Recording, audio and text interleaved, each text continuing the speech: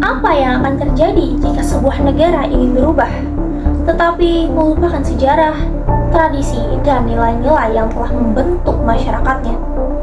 Apakah perubahan besar selalu berarti kemajuan? Halo, saya Hanifah Angelina Zahra, mahasiswa kelas 1F Program Studi Ilmu Komunikasi, Fakultas Ilmu Sosial dan Ilmu Politik, Universitas Sultan Ageng, Denpasar. Dalam video ini, saya akan membahas pemikiran Edmund Burke mengenai revolusi Prancis melalui karyanya Reflection on the Revolution in France. Pembahasan ini penting tidak hanya sebagai kajian sejarah politik, tetapi juga sebagai refleksi terhadap dinamika perubahan politik yang masih relevan hingga saat ini. Revolusi Prancis sering dipahami sebagai simbol kebebasan, kesetaraan, dan demokrasi. Namun, tidak semua pemikir politik itu memandang revolusi ini sebagai peristiwa yang sepenuhnya positif.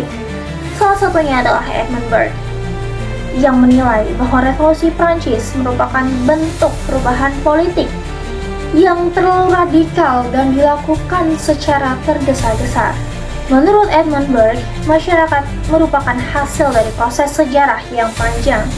Oleh karena itu, perubahan politik seharusnya dilakukan secara bertahap dan hati-hati, bukan melalui penghancuran total terhadap institusi dan tradisi yang telah ada.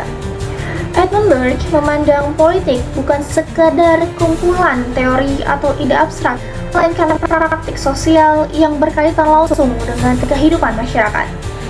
Ia menolakkan bahwa masyarakat dapat dibangun ulang hanya berdasarkan rasionalitas manusia semata. Menurut Edmund Burke, tradisi, kebiasaan, dan institusi sosial memiliki nilai penting karena terbentuk dari pengalaman kolektif masyarakat. Selain itu, Edmund Burke memandang negara sebagai sebuah kontrak antar generasi, yang berarti bahwa setiap kebijakan politik itu tidak hanya berdampak pada generasi saat ini, tetapi juga pada generasi yang akan datang.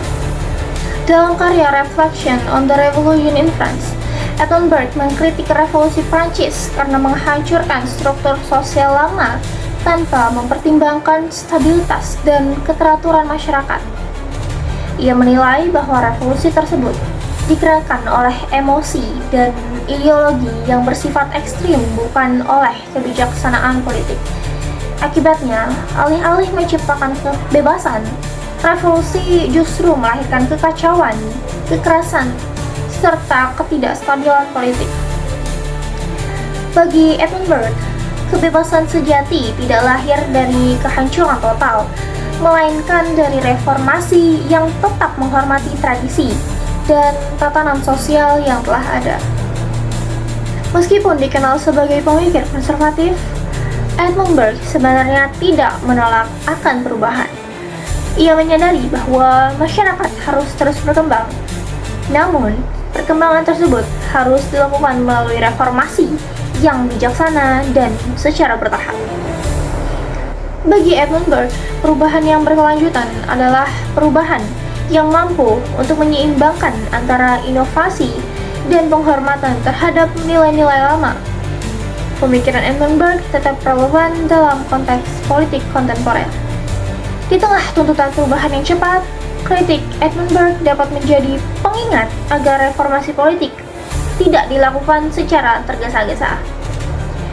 Pemikirannya mendorong kita untuk mempertimbangkan dampak jangka panjang dari setiap kebijakan politik, serta untuk menjaga keseimbangan antara perubahan dan stabilitas sosial.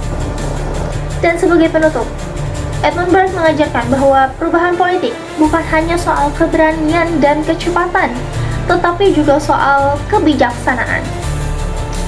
Kritiknya terhadap revolusi Prancis memberikan pelajaran bahwa transformasi sosial yang berkelanjutan membutuhkan keseimbangan antara inovasi dan penghormatan terhadap tradisi. Melalui pemikiran ini, kita diajak untuk melihat perubahan politik secara lebih kritis, rasional, dan bertanggung jawab. Terima kasih telah menyimak. Salam dan sampai jumpa.